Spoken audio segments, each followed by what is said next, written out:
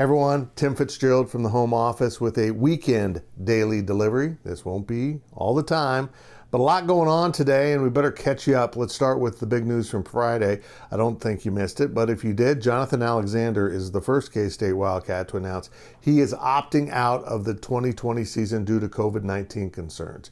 Earlier this summer, Alexander announced via his Twitter account that he was COVID-19 positive, although asymptomatic, but he is very concerned about his health and decided to use his red shirt. He does have a red shirt available to bypass this season and move into 2021. The difference is that this may not be a common, typical red shirt for Jonathan Alexander. If you're sitting out because of COVID-19 concerns, you're probably outside of the protocol set down by the football program, athletic department, and Big 12.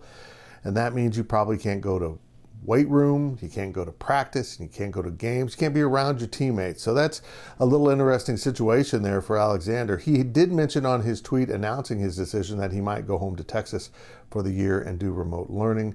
He's got to stay eligible if he wants to play at Kansas State. So either way, he's going to have to take Kansas State classes. That's item one. There might be others who eventually opt out of the 2020 season. There's no indication as of yet anyone's considering that. But if it happens, you will immediately get a newsletter from GoPowercat.com. If you want to know the breaking news first, get it from the Kansas State newsletter provided by 24/7 Sports. We send it out at least once a day. Comes right to your email inbox. Easy peasy. Sign up at GoPowercat.com. Item two, K-State is out of non-conference opponents. Poof, they're all gone. Vanderbilt was already gone from the SEC. On Saturday morning, the MAC announced it's delaying football till the spring. There goes Buffalo and North Dakota, part of the Missouri Valley now. The first year they're in the Valley. The Valley's announced, along with all FCS now, is moving to the spring, but the Valley teams can play a non-conference game or two if they want to in the fall, which makes no sense. I'm not sure the NCAA will even allow it. Doesn't matter with North Dakota. The North Dakota team is not playing any non-conference games this fall. K-State's now out of opponents, and I take a deep dive into what that means for K-State and some of the possibilities for the Wildcats on the site on Saturday. You can check out my VIP column at GoPowercat.com, but it's for members only. And if you want to get on the inside of Kansas State Scoop, the greatest team and recruiting coverage you'll find if you're a K-State fan, subscribe to GoPowercat, and lucky you, 50% off right now to celebrate 24/7 Sports' 10th anniversary. We've been at this more than 20 years. We're reliable, we're consistent, and we're persistent. Let's keep going with K-State sports coverage, and you join up with a 50% discount. Take advantage of it. Finally, something weird coming out of the Big Ten this Saturday morning. Big Ten put full practice on hold. They said you can still practice in your headgear, but no full contact and no really advancing your practice any further than what you're already doing. What does that mean?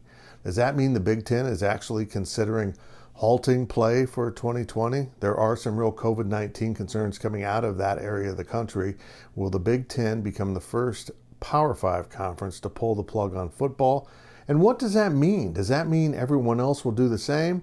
Or will they just go ahead without the Big Ten? If a giant tree fell in the forest, just work around it. You're already not affecting anyone else's schedules because the Big Ten's already gone conference only. I would suspect that the SEC won't give a darn and they'll keep playing. It's going to be up to each conference to do their thing. It's going to get very, very interesting if the Big Ten pulls the plug. There's also rumors about individual programs pulling the plug. And keep in mind, if the Big Ten stops playing, maybe some of those teams will go independent and try to put together a schedule.